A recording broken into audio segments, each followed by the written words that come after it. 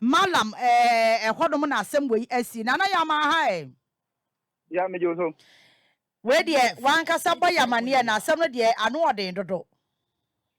ya we ayo semu a ukopie mu wo Mallam bie bi a ye fe no Mallam West honom na asa ayo semu we asi ne nyina ne se ahomachi we nsu bantam a eyi ni ti o my Ghana ai bi so etoye wo nkampopuni mantem no eno na kofa sa ayo semu we nyina ba na de wo mu ne se abranti a ne woto na nane wonsie do a wo hwe ne fie na wonya 35 years abra ye kodu honom no edin a adiki omutim potem honom edi maaye eye John ye tin sa ahomachi we abra nsu no eto no na area honom nyina afade nsu no afa efie na ewo importem honom nyina nti no abranti a ne woto na nane wonsie dui na ne fie honom so ya de nsu nso afa honom enti wo se ya wudu fie honom a wankasa wara na wo beye no eno na ebi etiye edi gu nsuo no mu na ebi sanso gu eye ni gate door na obebie na obe kwa bonte no eno nso ebi nso sanso ekogu so enti ahomache no abranche na epie no wanhwe se ahoma na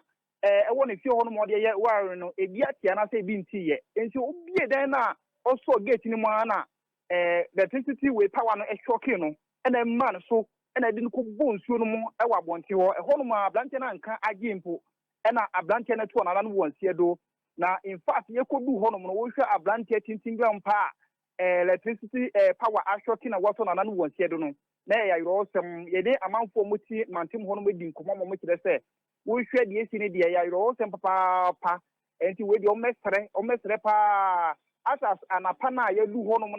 na abranche na ewu na ya de a police for ba ho no na bofo mu wo Weija gbawe municipality ho no na ya de mo so aba be pimo nti afiansa ye won se na bofo eba o ma be se emu no enti ya we yoro sem a esi ewo Mallam ye de ye fe on Mallam West ani nyina ne sensu bantam etoe no ono nkasa ni world na waye no na ebia eti edegu nsu no ma ono su enim a wakoso ne gate mu a electricity power no so ashoki na ne woto na nane wonsie do for now no ebusuafo no bi eba ya tese ebusuafo no bi fi central region honom eye univer ene ne potem mo nyina eba be hwe emu no enti ye ni bedi nsem de chi na ye ne ebusuafo no bi so edi nkomo na ye hu de ewo mo posi na enwumre nso de ebe pioma be bia nso ye ma etiefo nso ehu de ekoso efa nso brantama amachi we eyi ni ti a abrantie o nso edi ni pakakakakra ewo Weija honom no wafema waso na nanom ewo nsiedu ya Nana ya maya na se de na nka me babisa na de ato aso preko no nti ye da se nana ya sorry de enkrai efri Weija ne ne mpatem hwe nkrofo dem na wo hwe no nkrofo dem nya ba bia da no nyina moye ma eti se da na moye ma se ya na se enyama hoden no wanhwe ne ye pe wo ye den atorenche betimi asi afi atwa mu sa na brantie baako wono so fridge a esi dem ho ene kun ne yire esanse na nsuo no atwa yiri ama ababa ho no se no wokoyi den wo fridge no mu ene no ano no enti hwe eho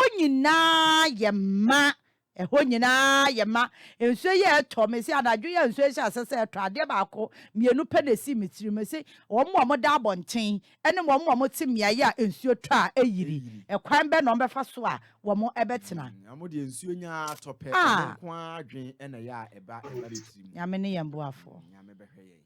ye woti ba bi ti se ko chiri fie a ho se nye no wa pan sunsu yiri a ebi nkaunti se me ti se ensuo twa ya me nhyeda anwen ono ya nhyeda ya anwen no apart from se bi adan no so be pa no by pa se nsuo be hira fa no de emfa no ono se kura de ya nhyeda anwen ne ho sa ana se ne nyame aye ne onye ndem biem ade oni no wo beef ne nyame aye ne dem pa na opa biem oh nyame ne na wie abusiafo ye to aso na yakọ yanim e wonsa fufuro mu na ye kwa amanyosem mu Owura Francis Adenimo epre se wono mu a esi hene etu hene wo MPP amanyokwo no mu no won bema ne tumi